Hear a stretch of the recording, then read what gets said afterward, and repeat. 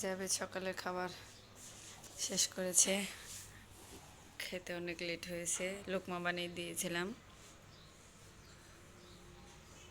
পানি খাও।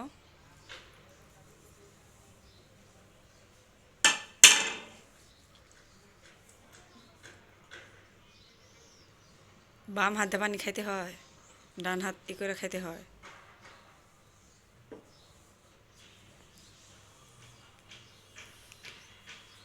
যাও প্লেটের বেসিংয়ে রেখে আসো, যাও মুখ ধোও।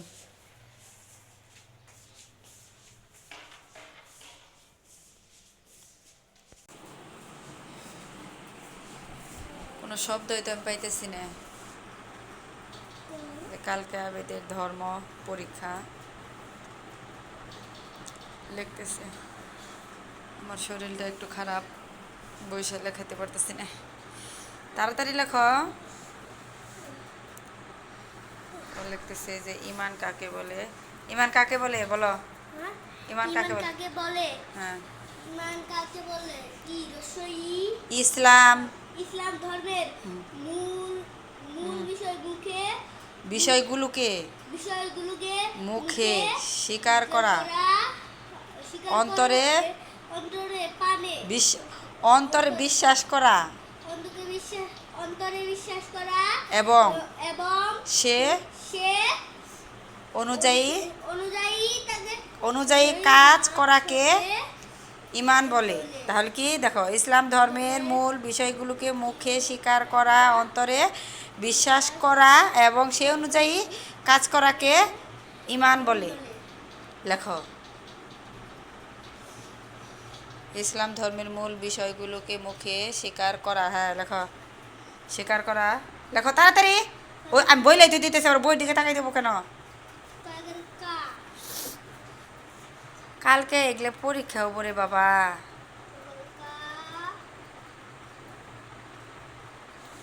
গোসল করতে হবো, তাড়াতাড়ি করো।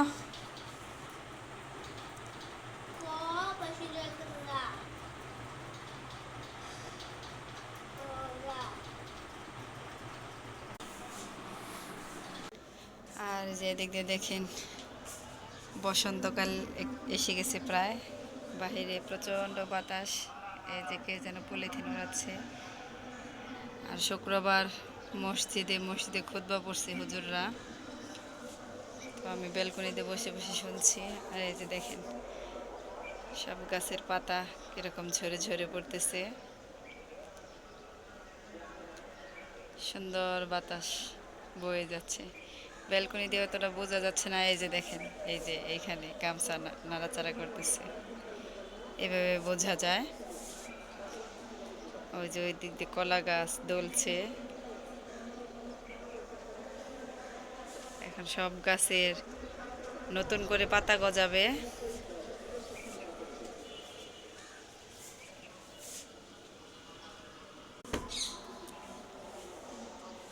তো আবিদকে এখন গোসল করাবো।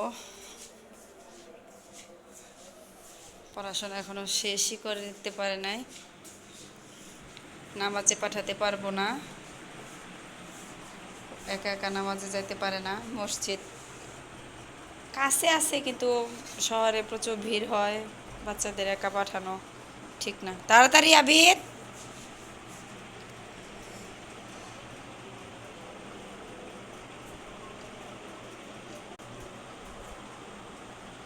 তাড়াতাড়ি করো।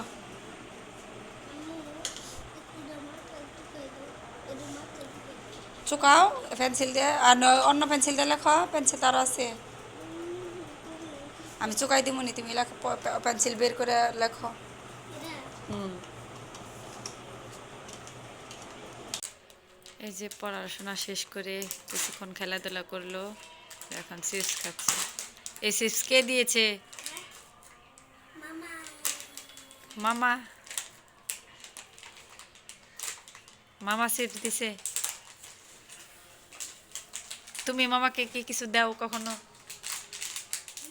তুমি কি মামাকে কখনো কিছু দাও? মামা তো সব সময় দেয়।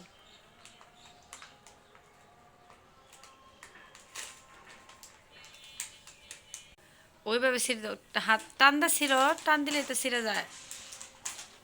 দম তোমার বড় ভাইয়ের কথা মনে পড়তেছে না? মনে পড়ে?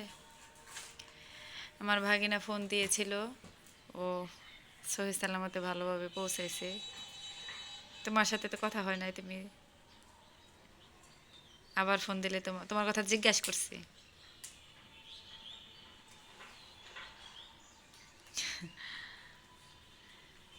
ভাইয়ার জন্য পাগল ছিল।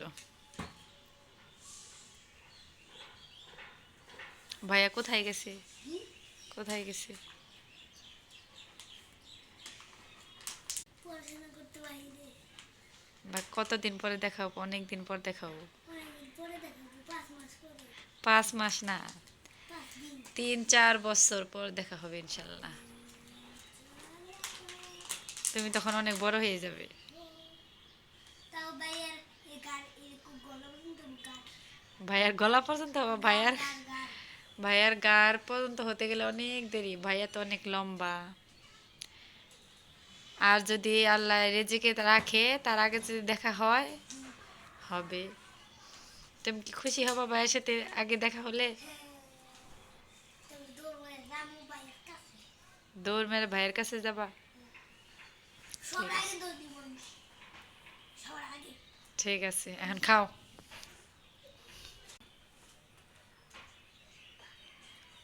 দুষ্টামি করো না, সব কিছুতে দুষ্টামি করো কে বাবা?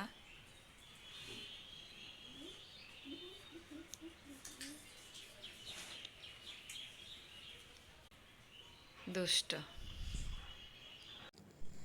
আলহামদুলিল্লাহ, আলহামদুলিল্লাহ।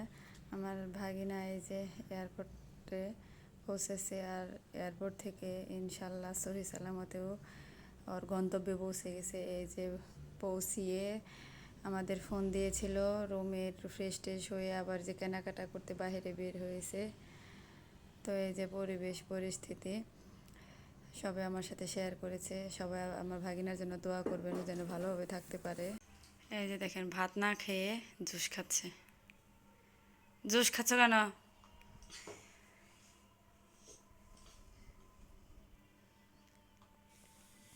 জুস এত খাওয়া ভালো না তো।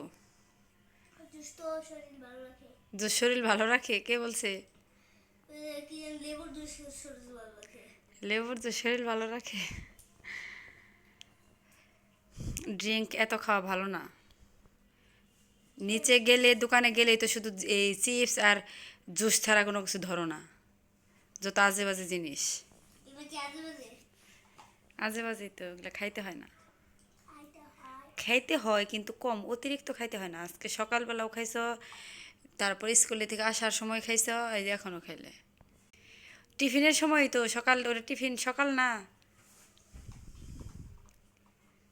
এত খাইতে হয়?